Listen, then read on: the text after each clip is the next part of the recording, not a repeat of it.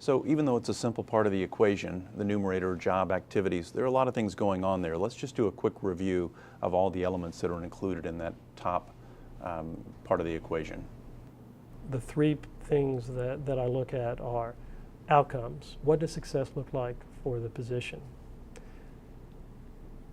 What are the key activities? What are the non-negotiables? And then finally, how are you going to measure that? And Jim, let me give you an example of that. Let's take sales.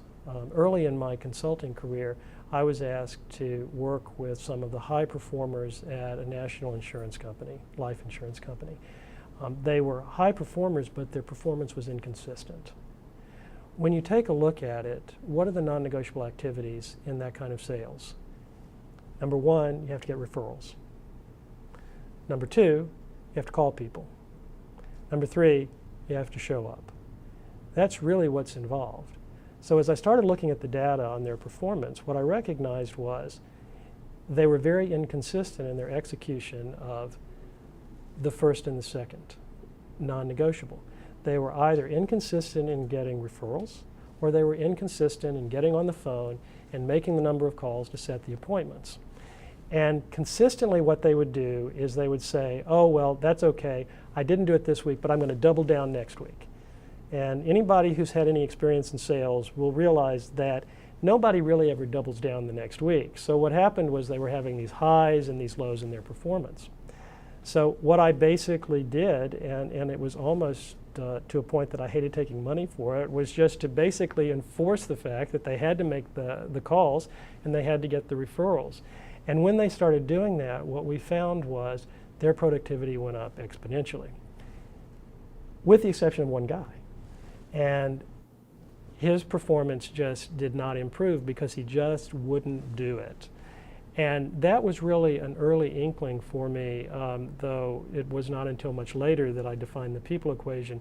But it was an early inkling of what resistance does. You know, when we talk about the joy performance theory that is very key to suitability, and we say people who enjoy the tasks are more likely to do them, he resisted it, and he really couldn't overcome that resistance.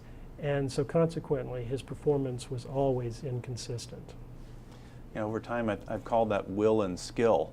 Skill being, can they do it? But the will piece almost always outweighs it. Will they actually do it? How willing are they to get up on a Monday and start making calls, be productive, and really make it a week that, like your high performers, where they got something done? And I actually love that. I think that's probably one of the best examples or explanations of what suitability and eligibility are. Do you have the skill to do it? He clearly had the skill. Did he have the will to do it? He did not have the will to do it. The people that had the skill and mustered up the will saw really great outcomes. They exceeded quota. What was the goal in this? Achieve quota or exceed quota. What were the activities you had to do?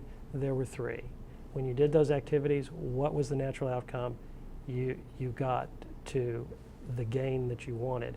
And actually, as I said, exceeded the gain because they were consistently performing the activities. And it's a great way to manage, Jim, because if you know what the key activities are and you know how to measure those activities, as a leader in your company, you know what's driving success and you can look at it. If you're not getting the outcomes, you can back up and you can analyze the activities. Are we hitting this one? Are we hitting this one? Are we hitting this one? So it was really simple for me. You know, we're not getting the outcomes. What are the activities? You're either not getting the referrals or you're not making the phone calls because we know you know how to close a sale. If you get an at-bat, you're going to hit the ball. We've just got to make sure you get the at-bats. So it's a very simple process for diagnosing where the outcomes and where you're not getting your strategic outcomes in a company. So it sounds like we'll first identify the A positions. Yes. Then set up those job activities, especially non-negotiables for the A positions, and then we'll craft the job descriptions and non-negotiables for the other positions. That's right. And one thing that I really encourage senior executives to do is to take control over those job descriptions for the A positions. If someone had told me early in my career that the job description was the key strategic initiative in a company, I would have gone, really? That's the thing I want to give away. And that's what a lot of senior executives do, is we'll give that down, HR will do that, or we'll delegate it to somebody. when you start looking at it as a way to evaluate performance and what's driving your strategic goals, when you take control over that and you know what the activities are and it's going to be a diagnostic for you, then you're really going to know what's going on in your A positions. So yes, define your A positions, define the non-negotiable activities for those positions.